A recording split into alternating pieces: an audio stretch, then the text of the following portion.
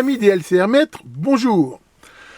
Un LCR mètre, je le rappelle, ça sert à quoi? Ça sert à mesurer de façon précise les valeurs des composants RLC, c'est-à-dire les résistances, les selfs et les condensateurs, et aussi dans certains cas d'avoir d'autres mesures que la simple valeur, je veux dire, de base du composant. C'est-à-dire par exemple, pour les condensateurs, on va pouvoir mesurer le SR, pour les selfs, le coefficient de qualité, des choses comme ça. Alors je vous ai déjà montré plusieurs SR metteurs qui étaient plus ou moins bons, et en particulier déjà un modèle de la marque East-Tester qui était un modèle de laboratoire, c'est-à-dire qui n'est pas fait pour être portable, et qui est mon LCR mètre préféré, je veux dire, en mode justement appareil de laboratoire.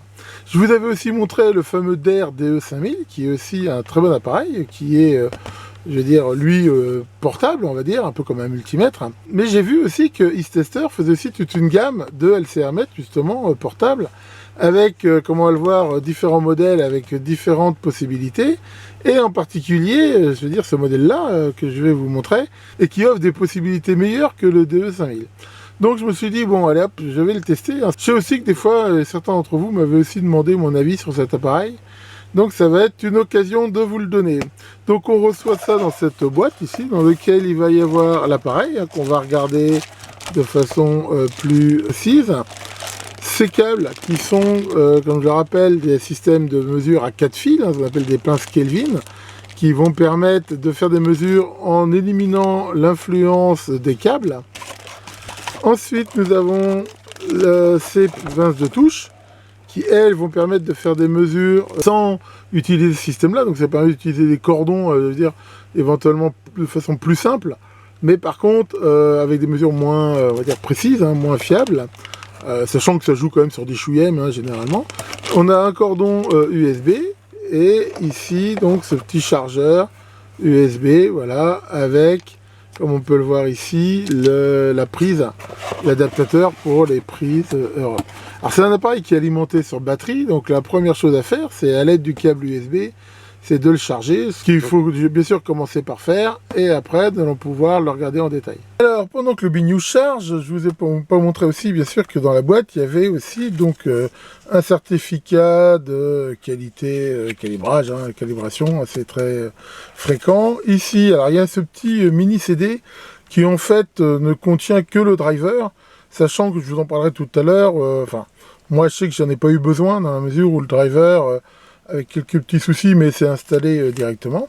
Et il y a la documentation que l'on trouve aussi sous forme PDF sur le net, et qui indique l'utilisation, bien sûr, et surtout, ce qui est très important, les spécifications complètes, c'est-à-dire on voit que pour chaque mesure, on a exactement les différentes gammes, et pour chaque gamme, la spécification de la justesse, c'est-à-dire toujours, comme d'habitude, sous forme d'un pourcentage et d'un nombre de digits, c'est-à-dire un nombre de chiffres significatifs. Et donc on peut voir ça ici, donc sur toutes les gammes. Donc ça, c'est bien sûr toujours très important dans un appareil de mesure, de savoir voilà, à quoi il faut s'attendre. Donc voilà pour cette partie-là. Alors, comme on le voit, cette dock elle s'applique au modèle ET430, 430B, 431, 432, 433. En effet, dans cette gamme d'appareils, il y a toutes ces gammes-là qui ont plus ou moins qui ont certaines caractéristiques différentes, mais avec des prix différents. Alors, je vous les ai notés là. Alors ça, c'est les prix qu'aujourd'hui il y avait sur Banggood. Encore une fois, j'aime pas trop donner des prix, parce que les prix ça varie, il y a toujours des promos, des trucs, des machins. Enfin voilà, là je vous donne les prix tels que, si vous allez sur le site, vous les voyez, et on voit que ça s'échelonne de 106 € pour le moins cher, le ET430, jusqu'à, non même 101 pour le B, jusqu'à 266 € pour le modèle que je vais vous présenter, le 433. Donc bien sûr, c'est toujours comme tout, c'est en fonction de ses besoins, de ses finances, choisir ce qu'on peut faire.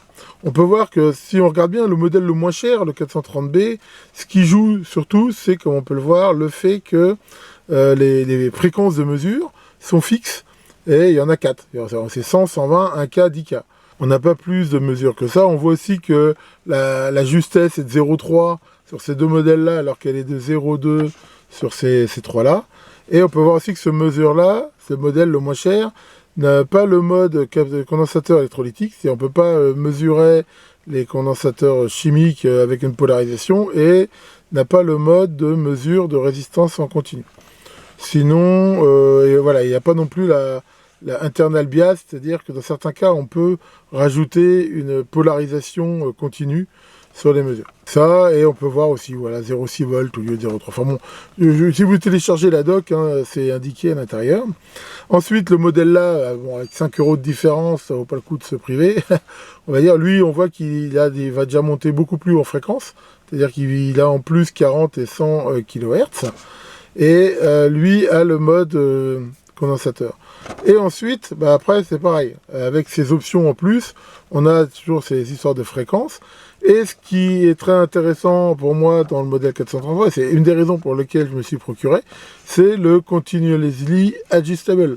Ça veut dire qu'on peut régler la fréquence entre 100 Hz et 100 kHz, mais avec la fréquence exactement qu'on veut, avec une résolution de 1 Hz. Alors pourquoi ça m'a particulièrement intéressé? Comme je vous l'ai déjà souvent montré et expliqué, les composants ne sont pas parfaits.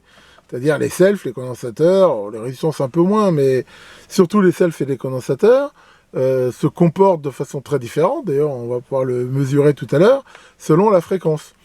Pourquoi? Parce que un condensateur il n'est pas parfait, il y a les câbles qui font des connexions, une bobine, il y a des capacités parasites entre les spires, et des choses comme ça. C'est pas forcément, je veux dire, l'évolution de ces phénomènes n'est pas forcément linéaire. C'est-à-dire si je mesure par exemple la différence entre une self 40 kHz et 100 kHz, alors que je sais que je vais l'utiliser à 70 kHz par exemple, rien ne prouve que, je veux dire, je peux extrapoler les mesures comme ça. Surtout que des fois, il peut y avoir ce qu'on appelle des phénomènes de résonance qui changent tout. Le fait de pouvoir régler la fréquence avec précision, l'intérêt, c'est que je sais que je vais faire par exemple une alimentation à découpage qui découpe à 70 kHz, je vais pouvoir tester les condensateurs, les selfs, exactement à cette fréquence-là. Et à ce moment-là, j'aurai vraiment une très bonne indication du comportement de ce composant pour la fréquence d'utilisation. Donc ça, dans certains cas, je pense que c'est quand même un plus vraiment super intéressant. Le fait aussi de pouvoir quand même changer les niveaux de test, ça peut des fois quand même jouer pour ce qu'on appelle les mesures en circuit. Alors j'en ai déjà parlé dans une vidéo, c'est que normalement ce genre de composants-là, l'idée c'est de les tester hors circuit.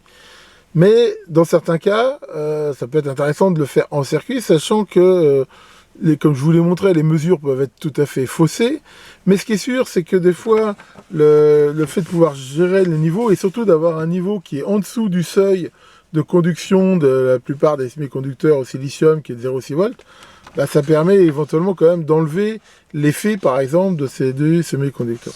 Ensuite, je conseille bien sûr pas du tout la mesure en circuit, ce qui est d'ailleurs vrai pour tous les LCR metteurs.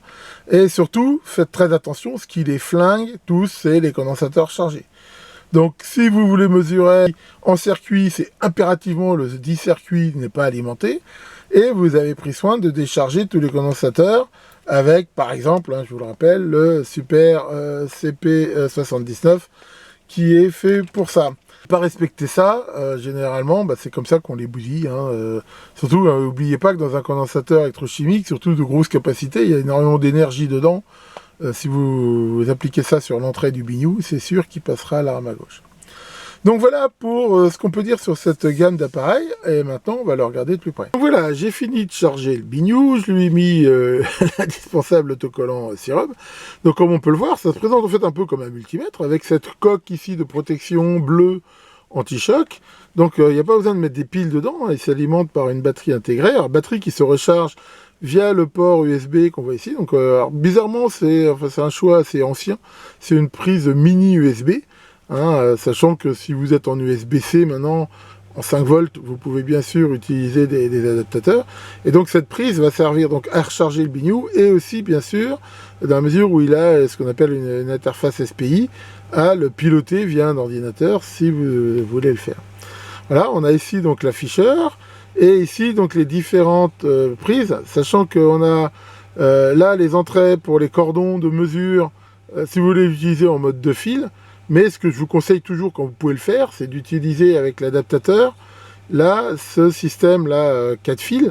Et on voit que dans ce système-là, il y a les 2 fils qui apportent la tension d'excitation pour la mesure et les 2 fils de mesure, ce qui fait que la résistance des fils est inhibée et garde ici, c'est une sorte de blindage qui permet aussi, via des connexions blindées, de limiter les parasites. C'est surtout intéressant sur des valeurs faibles, par exemple de condensateurs, des valeurs élevées de résistance, et ainsi de suite.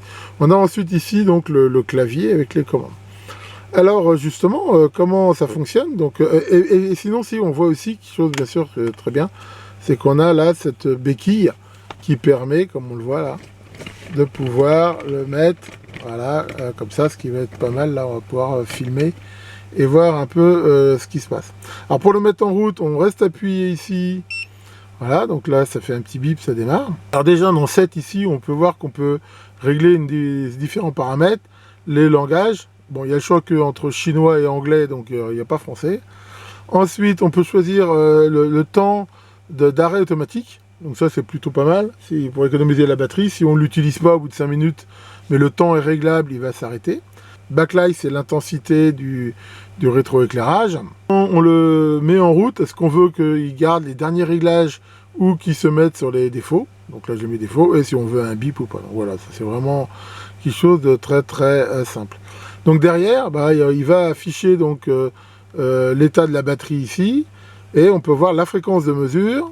La range, c'est les gammes, c'est-à-dire auto, il va automatiquement choisir la gamme de mesure la plus adaptée. Sinon, on peut le faire à la main, comme tous les multimètres. Le niveau de mesure, le niveau de polarisation. Et on a toujours 2 mesures, la mesure principale et ici ce qu'on appelle une mesure secondaire qui peut varier selon les paramètres. Et derrière, donc, différents styles de commandes. Alors, il y en a certaines qu'on peut déjà voir, c'est Speed par exemple. Speed, on voit qu'il y a Fast, Medium, Slow et Medium. Sachant que Fast, on voit qu'il fait des mesures très rapidement, et souvent, vu qu'elles sont plus rapides, elles sont un peu moins précises. Si on va en slow, on voit c'est à peu près une mesure par seconde, mais elles sont généralement meilleures. Donc là, on va pouvoir choisir la fréquence de mesure, sachant qu'en restant appuyé, la fréquence sera de 0 Hz, qui indique le mode continu.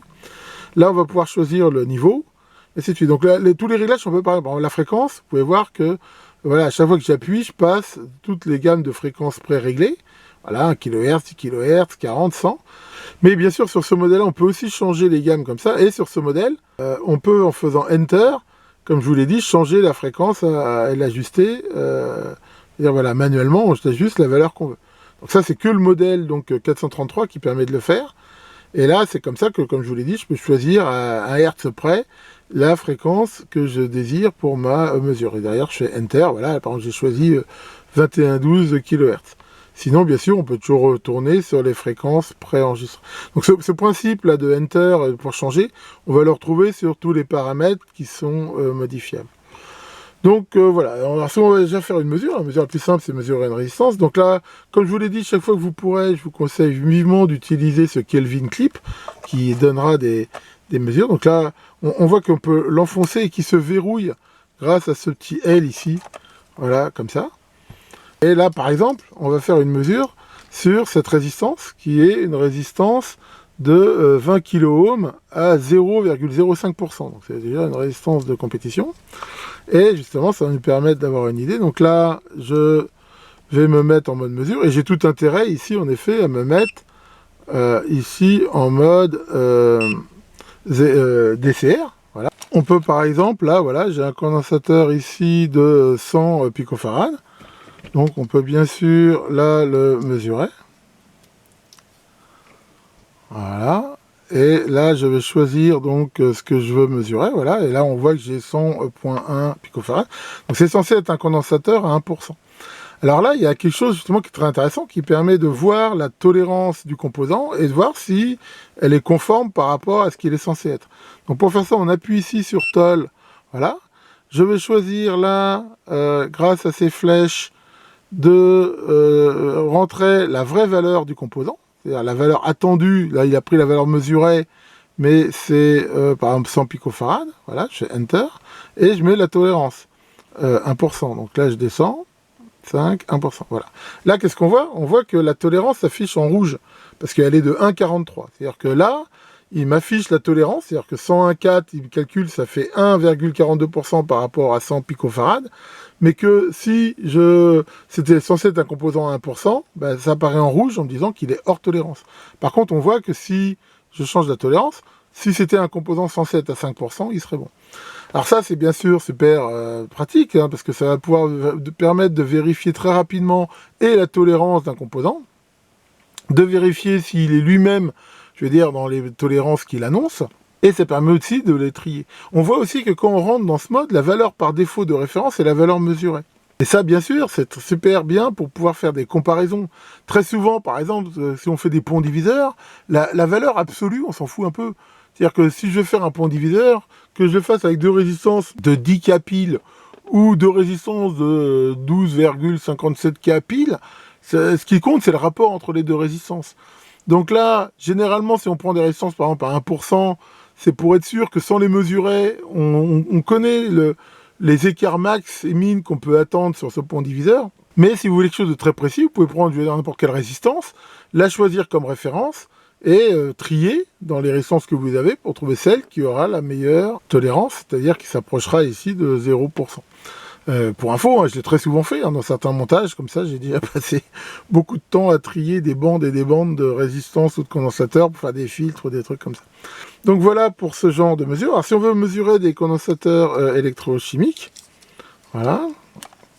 Là, on va se mettre en mode électrochimique, voilà. Donc là, on peut enlever le système tolérant, voilà. Et alors là, bien sûr, c'est polarisé. On voit qu'il y a une polarisation ici par défaut de 500 milli. Donc là, on va se mettre le rouge sur le plus. Et donc là, il me mesure 103 microfarads, qui pour un condensateur censé être de 100 microfarads est pas mal. Et là, on voit donc justement les mesures différentes. C'est-à-dire que Q, bah, c'est le facteur de qualité.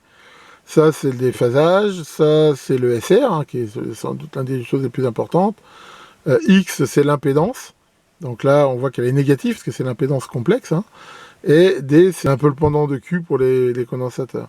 Donc là, bien sûr, hein, sur les condensateurs électrochimiques, c'est le SR qui est assez intéressant. Et là, pareil, on peut voir qu'il varie quand même un peu, voilà, avec la fréquence. On voit qu'il a tendance à changer un petit peu. Voilà, à 100 kHz. Il n'est pas le même, là, il est 245, alors que si on se met à 100 Hz, il est de presque un ohm. Ce qui est encore une fois, c'est tout à fait logique. Hein. Tous ces paramètres-là vont changer avec la fréquence. Donc là, c'est pareil. Selon, si par exemple vous allez utiliser ce condensateur-là pour faire du filtrage derrière un pont dresseur à 50 Hz, bah, c'est intéressant de tester à 100 Hz, parce que c'est la fréquence à laquelle il va travailler. Alors, comme je l'ai montré dans une lime à découpage, vous allez pouvoir régler la fréquence à la fréquence de découpage, qui vous donnera quelque chose d'intéressant. Donc là, on peut à tout moment bloquer la mesure en faisant hold. Et on peut bien sûr comparer. Hein. Alors, je l'ai fait, hein, pour info. Si on compare avec les autres appareils que j'ai, bon, ils sont tout à fait dans leur spec. Je veux dire, il y a forcément des différences, et c'est tout à fait logique, parce que comme je vais les montrer, chaque appareil a sa propre erreur, hein, et qui est normale, hein, c'est celle qui est annoncée par le constructeur. Mais ici, voilà, je vous passe toutes les comparaisons que j'ai fait, les mesures, mais c'est tout à fait dans les specs. Donc là, on peut aussi mesurer, par exemple, une inductance. Alors, par exemple, là, ce petit transfo d'alimentation. Donc là, on va sortir du mode hold. On va se mettre là en mode inductance. Et je vais pouvoir mesurer, voilà, typiquement, là, un bobinage. Et voilà. Et là, on voit qu'il m'affiche, voilà, 990 micro-henry. Voilà, avec un facteur qualité de 0,8. Alors c'est un bobinage, hein, il y a toujours un truc justement qui est intéressant. C'est intéressant d'avoir l'inductance, mais des fois c'est aussi intéressant justement d'avoir la résistance continue. Donc là, voilà, il suffit d'appuyer là en DCR. Et là, j'ai la résistance du bignou, qui est là de 0,927 ohms, qui est très basse, qui est tout à fait logique pour un transfo comme ça. Bien, ben, on a presque fait le tour. Alors, ce qui reste encore, il y a un système de calibration qu'on peut éventuellement faire quand on change de cordon. Donc, bon, ça c'est simple, hein. On fait comme d'habitude une calibration avec un mode open ou en court-circuit. On a aussi là la possibilité d'avoir le min-max, c'est-à-dire que là, par exemple, là j'ai rien de branché, donc il mesure un peu dans le vide. Mais voilà, si on reste sur hold appuyé, voilà, là on a la valeur min la valeur max, la moyenne, et le max, là, des différentes mesures. Voilà. Bon, après, donc ça peut des fois être intéressant aussi si on fait voilà, plusieurs mesures, ou on mesure un potentiomètre, ou un truc comme ça. Alors, dernière chose dont j'ai pas parlé, c'est ici ce mode auto-serre parallèle. Alors ça, en gros, là on voit il y a CS, mais on peut voir que là, on pourrait avoir CP, ça veut dire la mesure de la capacité en mode série ou en mode parallèle. Ou alors on peut choisir un mode automatique. Et ça en fait, ça joue un petit peu sur le principe de mesure. Alors bon, je ne vais pas rentrer dans le détail, c'est bien expliqué dans la doc, comment le système choisit lui-même, et généralement en mode auto ça marche bien, mais éventuellement dans quel cas on peut être amené à choisir un des modes assez facilement. Donc voilà, je pense avoir fait quasiment le tour de tout ce que sait faire ce petit appareil. Donc, comme je vous l'ai dit, hein, il dispose d'une interface SPI, et donc je l'ai essayé. Alors pour info, moi je suis sur Windows 11. Alors, j'ai pas eu besoin du petit CD, mais quand je l'ai installé la première fois, le port apparaissait bien, mais avec une erreur, il disait qu'il était mal installé. J'ai dû le désinstaller, le réinstaller. En fait, quand je dis l'installer, c'est simplement cliquer sur désinstaller, rebrancher le bignou. Il en a réinstallé un, et là il n'y avait plus d'erreur, mais il marchait toujours pas. J'étais obligé de rebooter le PC pour que ça marche. En même temps, la vitesse là, alors on peut la régler a priori dans le système de port, mais par défaut il a 9006. Donc j'ai repris là mon petit programme que je vous avais montré pour le petit Owon, mon PowerShell. J'ai changé, comme on peut voir là, à 9006 et je l'ai mis sur le bon port COM. Et là on voit que si j'exécute le programme, voilà, et je demande le choix 1, get device info. Voilà, là il me renvoie bien ZC, ET433, la version et tout. Bon, alors bien sûr, les autres commandes qui étaient faites pour le Owon ne marchent pas, mais il suffit de réécrire le programme, par exemple, en mettant les bonnes commandes pour lire ce qu'on veut.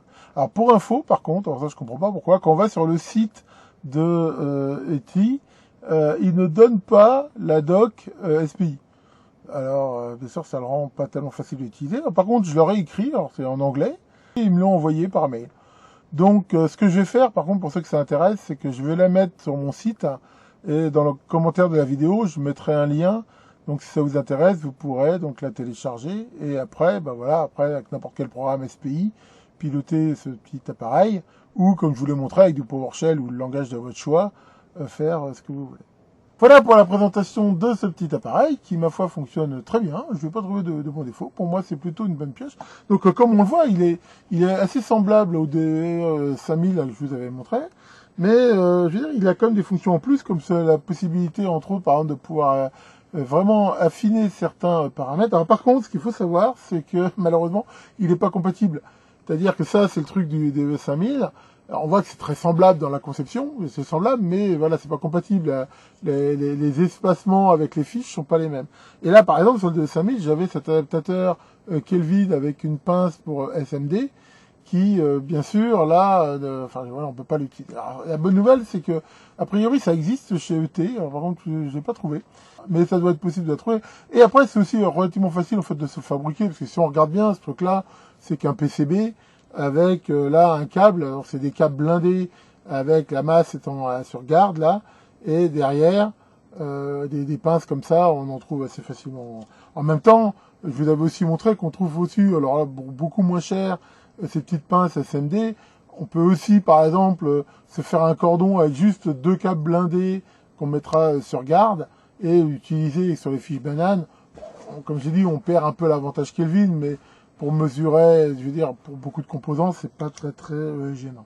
Comme d'habitude, je mettrai tous les liens, les infos en commentaire de la vidéo, mais je vous donne une très bonne note, hein, moi, je trouve, du 7-18, comme je vous dis, hein, je n'ai pas trouvé de gros défauts. Chose qui est intéressant aussi, vous avez peut-être vu que la batterie, on peut la démonter, c'est-à-dire que, si on veut plus tard la changer, c'est pas moulé, il y a des vis, on peut la démonter. D'ailleurs, pour ceux que ça intéresse de voir l'intérieur du bignou, je vous mettrai aussi en lien une vidéo d'un gars qui a aussi fait un banc d'essai sur cet appareil, qui d'ailleurs, comme moi, le trouve plutôt aussi intéressant, et qui lui l'a ouvert, comme ça, si ça vous intéresse de voir comment c'est fait à l'intérieur, vous pourrez y jeter un coup d'œil. Bon, bah ici, ça y est, ça caille, là.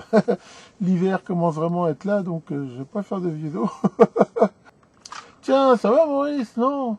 T'es un peu inquiet, Pincette a disparu depuis une semaine. Une semaine, oh là là là là, voyons. Tu devrais te préparer au pire.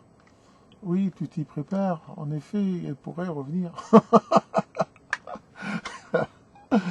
Cherchez l'erreur. Bon, allez, là-dessus, que le grand LC Hermet vous fasse de belles mesures et à très bientôt pour de nouvelles vidéos.